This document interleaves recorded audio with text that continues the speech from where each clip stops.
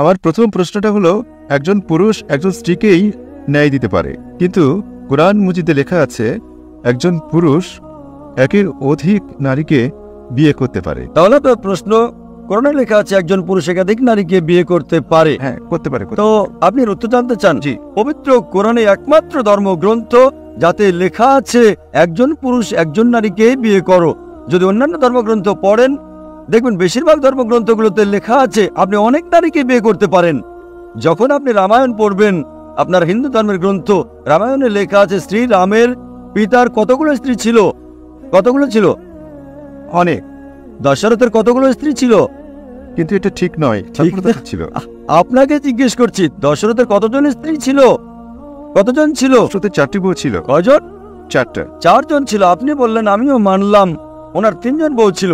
রামায়ণে এটা লেখা নেই যে শ্রীরামের পিতা পাপ করেছেন, লেখা আছে? লেখা নেই। যদি আপনি মহাভারত পড়েন শ্রীকৃষ্ণের কয়জন বউ ছিল? কয়জন বউ?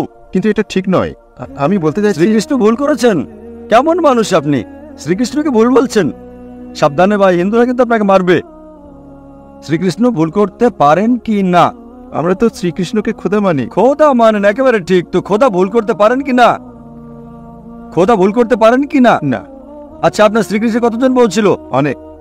কতজন? অনেক মানে কতজন? 16,000 ছিল। 16,000 না, 16,108 জন ছিল। এটা বলুন। মহাভারতের মধ্যে লেখা আছে শ্রীকৃষ্ণের 16,108 জন স্ত্রী ছিলেন। তো শ্রীকৃষ্ণের 16,108 জন স্ত্রী থাকতে পারলে মুসলমানদের 4 জনও থাকতে পারবে না কেন? আপনি যখন বাইবেল পড়বেন, বাইবেলে লেখা আছে সুলাইমান আলাইহিসসালামের 700 জন স্ত্রী ছিলেন। বাইবেল পড়লে দেখবেন বাইবেল অনুযায়ী ইব্রাহিম আলাইহিসসালামের 3 জন স্ত্রী ছিলেন। যখন আপনি অন্যান্য ধর্মগ্রন্থ পড়বেন, হিন্দু ধর্মে, খ্রিস্টান ধর্মে, ইহুদি ধর্মে আপনি অনেক বিয়ে করতে পারেন, অনেক বউ রাখতে পারেন।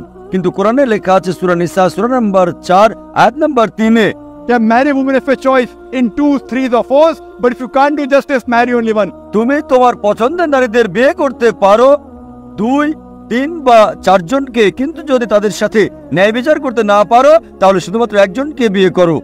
তাহলে এই বাক্যটি যে শুধুমাত্র একজনকে বিয়ে করো, এটা শুধু কোরআনেই লেখা আছে। হিন্দু ধর্ম অনুযায়ী, খ্রিস্টান ধর্ম অনুযায়ী, ইহুদি ধর্ম অনুযায়ী আপনি ইচ্ছেমতো বিয়ে করতে পারেন। 5টা, 10টা, 1000টা, 16,000 কোনো নির্দেশ নেই। কোরআন অনুযায়ী আপনি বেশি থেকে বেশি হলে 4টা বিয়ে করতে পারেন, কিন্তু যদি স্ত্রীদের সাথে সমান ব্যবহার করতে না পারেন তাহলে শুধুমাত্র একটা। এই আয়াতটা শুধু কোরআনেই আছে।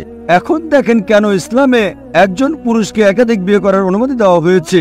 সাধারণভাবে মেয়ে আর ছেলে, মেল অ্যান্ড ফিমেল সমান যোগ্যতা নিয়ে জন্মায়, কিন্তু যে কোনো ডাক্তারকে জিজ্ঞেস করতে পারেন, যারা বাচ্চাদের ডাক্তার, শিশুরোগ চিকিৎসক, তারা বলবেন Female child is the stronger sex.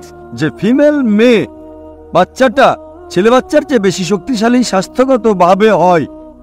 শক্তিশালী মানে রোগ জীবাণুর সাথে লড়াই করার জন্য, অসুখের বিরুদ্ধে লড়াই করার ক্ষেত্রে মেয়ে বাচ্চা ছেলে বাচ্চার তুলনায় খুব ভালোভাবে করতে পারে। সুতরাং শিশুরোগ বিশেষজ্ঞদের মতে ছেলেদের মৃত্যু মেয়েদের চেয়ে বেশি হয়। যখন জীবনে এগিয়ে যায় আমরা দেখি অনেক মানুষ মারা যাচ্ছে অ্যাক্সিডেন্টে, মদের কারণে, ড্রাগ নেওয়ার কারণে। বেশিরভাগই মেয়েদের তুলনায় পুরুষ মারা যায়। বর্তমানে গবেষণা আমাদের বলছে যে বর্তমান মেয়েদের সংখ্যা পুরুষের চেয়ে অনেক বেশি। শুধু নিউ ইয়র্কের ভেতরেই 10 লক্ষেরও বেশি নারী আছে পুরুষের তুলনায়। শুধু ইউএসএতে 7.8 মিলিয়ন ফিমেল, 78 লক্ষ নারী বেশি পুরুষের তুলনায়। শুধু জার্মানিতে আছে 25 লক্ষ নারী পুরুষের তুলনায় বেশি। ইউকেতে শুধু 40 লক্ষ নারী পুরুষের চেয়ে বেশি আছে। রাশিয়াতে 90 লক্ষ নারী পুরুষের চেয়ে বেশি। আল্লাহ সুবহানাহু ওয়া তাআলা জানেন কত লক্ষ নারী, কত কোটি নারী বেশি আছে পুরুষের তুলনায়। শুধু কিছু কিছু দেশে, ভারত আর কিছু অন্যান্য দেশে নারীদের সংখ্যা পুরুষের তুলনায় কম আছে, কেননা ভারতের মধ্যে মেয়ে শিশু হত্যা করা হয়। তামিলনাড়ুর সরকারি হাসপাতালের গণনা অনুযায়ী 10 জন মেয়ে শিশু জন্মালে তার মধ্যে 4 জনকে হত্যা করা হয়। এই নাজায়েজ প্রথা যখন বন্ধ হবে তখন ভারতেও মেয়েদের সংখ্যা পুরুষদের চেয়ে বেশি হয়ে যাবে। আমরা গবেষণার মাধ্যমে জানতে পারি যে পৃথিবীতে পুরুষের তুলনায় কোটি কোটি নারী বেশি আছে। উদাহরণস্বরূপ ধরেন আপনার বোন বা আমার বোন ইউএসএতে আছে। প্রচলিত নিয়ম অনুযায়ী যদি প্রত্যেক পুরুষ একজন নারীকে বিয়ে করেন, তারপর 78 লক্ষ 7.8 মিলিয়ন নারী স্বামী খুঁজে পাবে না। হতে পারে আপনার বোন বা আমার বোন সেই 7.8 মিলিয়ন নারীর একজন, যারা স্বামী খুঁজে পায়নি বা বিয়ে হয়নি তাদের জন্য শুধু দুটো রাস্তা খোলা আছে। একটা রাস্তা হচ্ছে সে এমন পুরুষকে বিয়ে করবে যার স্ত্রী আছে, অথবা সে বাজারের মেয়ে হয়ে যাবে। আপনি বলবেন, ডাক্তার জাকির নায়েক বাজারের শোভাবর্ধনকারী, এতটা বাজে শব্দ। এটা সবচেয়ে পরিচালিত শব্দ, জনগণের সম্পদ। এর চেয়ে ভালো শব্দ আমি বলতেই পারবো না। আর যে কোনো ভদ্র মেয়ে বা মহিলা বলবেন, যখন দুটোর মধ্যে বেছে নিতে হবে, আমি পছন্দ করব একজন পুরুষের স্ত্রী হওয়া যার প্রথম স্ত্রী বর্তমানে আছে। এটা বাজারের মেয়ে হচ্ছে উত্তম। ইসলামে যখন একজন নারী একজন পুরুষের স্ত্রী হয় যার প্রথম স্ত্রী আছে, দ্বিতীয় স্ত্রী হওয়ার পরও সেই নারীকে সম্মান দেওয়া হয়, তার ইজ্জত থাকে, সে সমস্ত অধিকার লাভ করে। কিন্তু বাজারের মেয়ে, বাজারের শোভাবর্ধনকারিণী কখনো তার অধিকার পায় না, তার কোনো সম্মান থাকে না, ইজ্জত থাকে না। এই জন্য ইসলামে কিছু পুরুষকে একের অধিক বিয়ে করার অনুমতি দেওয়া হয়েছে, যেন নারীদের সম্মান এই পৃথিবীতে সব সময় থাকে। আশা করি উত্তরটা পেয়েছেন।